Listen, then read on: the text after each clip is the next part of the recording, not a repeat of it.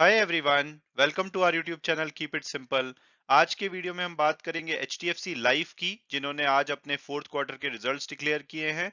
Company का जो profit है पिछले साल के मुकाबले लगभग 12% बढ़ के 358 करोड़ रहा है।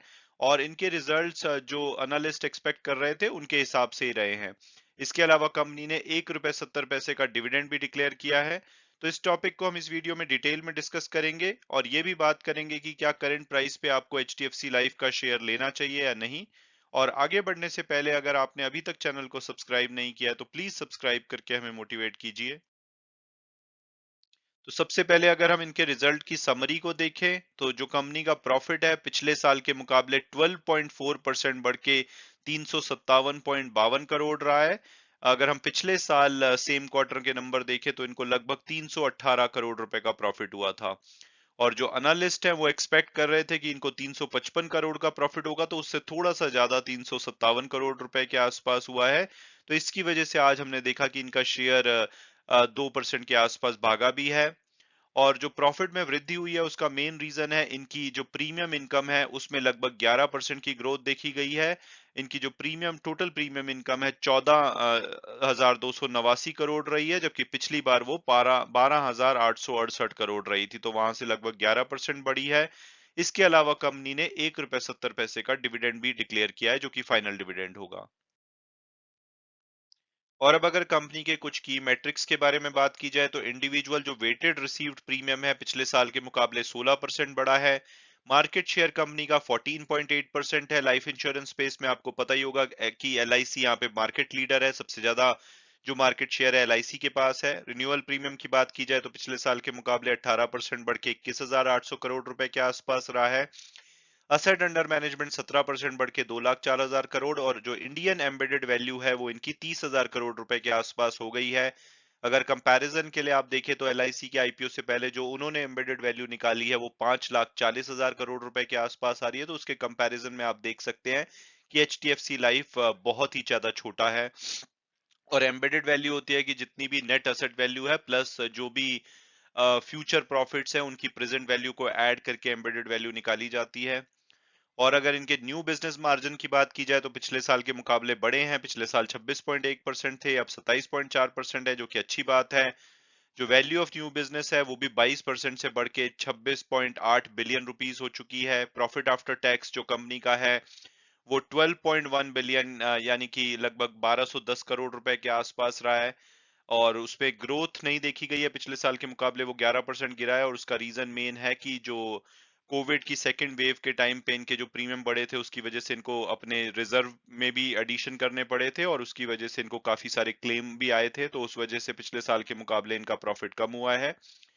हालांकि फोर्थ क्वार्टर में इनका प्रॉफिट पिछले साल के मुकाबले 12% बढ़ा है। ऑपरेटिंग एक्सपेंस रेशो थोड़ी सी बढ़ी है, प्रीमियम के मुकाबले 12% की बजाय अब 12.3% हो गई है।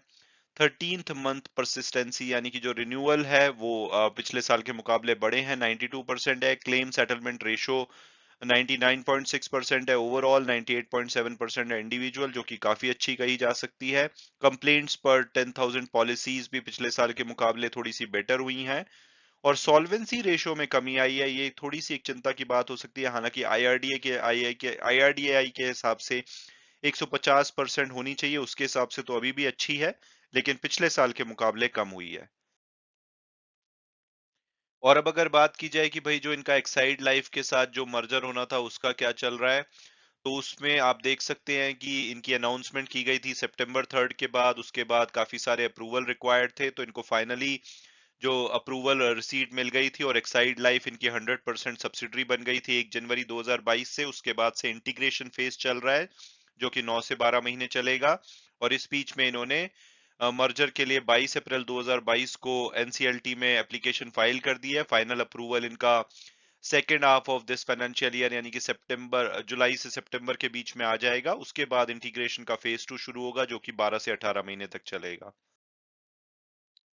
और अब अगर बात की जाए कि क्या करंट प्राइस पे हमें एचडीएफसी लाइफ का शेयर लेना चाहिए या नहीं, तो सबसे पहले अगर हम पास्ट परफॉर्मेंस देखें तो पिछले 3 साल में इन्होंने 38% की रिटर्न दी है, और वो भी तब है जबकि इनका शेयर पिछले एक साल में 22% और 2022 में लगभग 15% से ज्यादा गिरा है। और इसका मेन रीजन ये माना जा रहा था कि जो एलआईसी का आईपीओ आना था उसकी वजह से जो भी लोग लाइफ इंश्योरेंस स्पेस में अपनी इक्विटी होल्डिंग रखना चाहते हैं, वो हो सकता था कि जो प्राइवेट प्लेयर हैं जैसे कि आईसीआईसीआई प्रू लाइफ हो गया, एचडीएफसी लाइफ, एसबीआई लाइफ, यहाँ से हटा करके एलआईसी में ले जाएंगे। उसकी वजह से इनके शेयर्स में दबाव देखा जा रहा था। लेकिन जब पता लगा कि एलआईसी का आईपीओ पोस्टपोन हो रहा है, तो इसमें देखा गया कि 5 से 6% की वृद्धि भी देखी गई है। लेकिन अब दोबारा से एलआईसी का आईपीओ आने वाला है, तो हो सकता है कि इनके शेयर में फिर से दबाव देखा जाए। एट द सेम टाइम अगर हम टिकर टिप के प्रेडिक्टिव एनालिसिस को देखें, तो इसका एवरेज टारगेट प्राइस 760 आता है, हायर साइड पे 860 और लोअर साइड पे लगभग 570। और जो आज की क्लोजिंग हुई है 550 के आसपास, तो उसके हिसाब से तो लोएस्ट टारगेट प्राइस से भी नीचे अवेलेबल है। तो प्रेडिक्टिव एनालिसिस के हिसाब से तो इसकी प्राइसिंग अट्रैक्टिव लगती है। और अगर हम इसके फंडामेंटल और पीयर्स एनालिसिस को देखें, तो 1,16,16,000 करोड़ रुपए के आसपास का मार्केट कैपिटलाइजेशन है, जो कि इसको एक लार्ज कैप कंपनी बनाता है। पी रेशो और पीबी रेशो इनकी बहुत ज्यादा है, चाहे वो इनके पीयर्स के कंपैरिजन में हो या वैसे 100 से ज्यादा की पी बिल्कुल भी अट्रैक्टिव नहीं लगती है। तो वैल्यूएशन डेफिनेटली हाई है। रिटर्न ऑन इक्विटी 12% की है। पिछले एक साल में कोई खास परफॉर्मेंस नहीं दी है, 21% की नेगेटिव परफॉर्मेंस है। अदरवाइज प्रॉफिटेबल कंपनी है, ऑलमोस्ट डेट फ्री कंपनी है। लेकिन इस कंपनी के साथ मुझे एक ही प्रॉब्लम लगती है कि एलआईसी का आईपीओ इनके लिए प्रॉब्लमेटिक हो सकता है। और खासकर कि जो माना जा रहा है कि उसकी जो एम्बेडेड वैल्यू होगी, उसके वो 1.1 टाइम्स पे अपने जो आईपीओ का प्राइस रखने वाले हैं।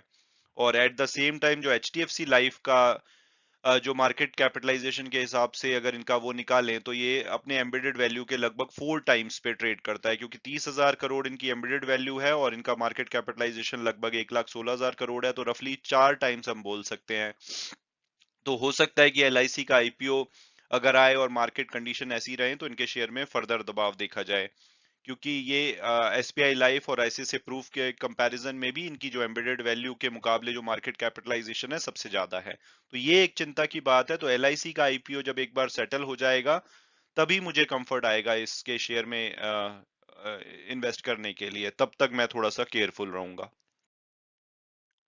वीडियो क्लोज करने से पहले मैं हमेशा की तरह डिस्क्लेमर दूंगा कि जो भी व्यूज हैं वो मेरे पर्सनल हैं। अगर आप किसी भी शेयर में इन्वेस्ट करना चाहते हैं, तो अपने फाइनेंशियल एडवाइजर और अपनी फर्दर रिसर्च के बेसिस पे ही कीजिए। Thanks so much for watching the video and God bless you all.